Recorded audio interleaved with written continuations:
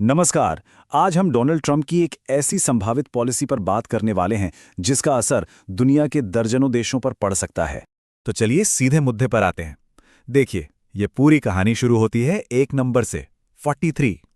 New York times ने एक draft list publish की जिसमें इतने देशों का जिक्र था और बस दुनिया भर की सरकारों में हड़कंप मच गया। ये कोई मामूली बैन नहीं है, बल्कि एक पूरा सिस्टम बनाने का प्रस्ताव है। एक ऐसा सिस्टम जो देशों को अलग अलग कैटेगरी में बांटकर उन पर पाबंदी लगा सके। और इसका सीधा मतलब है अमेरिका में एंट्री पर रोक। सोचिए, लाखों स्टूडेंट्स, बिजनेस करने वाले लोग और आम नागरिक, उन सभी के लिए दुनिया के सबसे आकर्षक बाजार के दरवाजे बंद हो सकते हैं। तो सवाल ये उठता है कि आखिर ये सिस्टम काम कैसे करेगा। असल में इस प्लान के तहत देशों को 3 अलग अलग लिस्ट में बांटा जाएगा, रेड, ऑरेंज और येलो। और जाहिर है हर लिस्ट में होने का मतलब और नतीजा भी बिल्कुल अलग होगा। अब ये देखिए, ये जो सिस्टम है ये बहुत साफ साफ है। एक तरफ है रेड लिस्ट जिसमें आने वाले देशों के लिए अमेरिका में एंट्री पूरी तरह से बंद। दूसरी तरफ है ऑरेंज लिस्ट जहां पाबंदियां बहुत सख्त होंगी, वीजा सिर्फ बेहद अमीर लोगों को ही मिलेगा। और फिर है येलो लिस्ट जो एक तरह की 60 दिन की वार्निंग है कि अपनी नीतियां सुधार लो।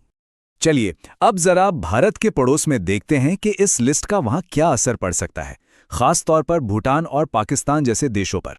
सबसे हैरान करने वाली बात है भूटान का नाम, वो भी रेड लिस्ट में। एक शांत देश और उस पर सबसे कड़ी पाबंदी। इसका लेकर कई तरह की बातें सामने आ रही हैं। और यही बात तो सबसे अजीब है कि असल वजह क्या है ये किसी को ठीक से नहीं पता। एक थियरी ये है कि अमेरिका के साथ भूटान के कोई औपचारिक राजनयिक संबंध नहीं है, या ये भी हो सकता है कि ये सिर्फ एक टाइपिंग की गलती हो। कुछ लोग तो ये भी कह रहे हैं कि शायद इसके पीछे ट्रंप की कोई व्यक्तिगत नाराजगी है। कुछ भी हो सकता है। अब पाकिस्तान की बात करें तो अगर उसे ऑरेंज लिस्ट में डाला जाता है तो वहां की अर्थव्यवस्था को एक जबरदस्त झटका लग सकता है और देश से बड़े पैमाने पर लोगों का पलायन शुरू हो सकता है। और ये असर एक डोमिनो इफेक्ट की तरह होगा। देखिए, सबसे पहले वीजा पर सख्त पाबंदियां लगेंगी। इससे पाकिस्तानी पासपोर्ट की वैल्यू दुनिया भर में गिर जाएगी। फिर जो अमीर लोग हैं वो दूसरे देशों की नागरिकता लेने लगेंगे और अपना पैसा देश से बाहर ले जाएंगे और नतीजा, पूरी की पूरी अर्थव्यवस्था चरमरा जाएगी।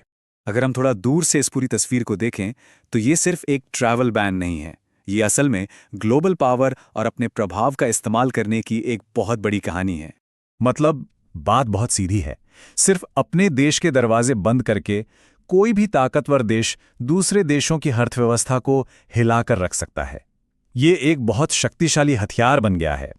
और ये तुलना असल में जियोपॉलिटिकल पावर का पूरा खेल सामने रखती है। एक तरफ पाकिस्तानी पासपोर्ट है जिस पर इस बैन के बाद बिल्कुल बेकार हो जाने का खतरा है, और दूसरी तरफ है भारतीय पासपोर्ट जो भले ही दुनिया का सबसे शक्तिशाली न हो पर वो स्टेट है, उस पर इस तरह के बैन का कोई खतरा नहीं है। ये फर्क ही अपने आप में एक बहुत बड़ी कहानी कहता है।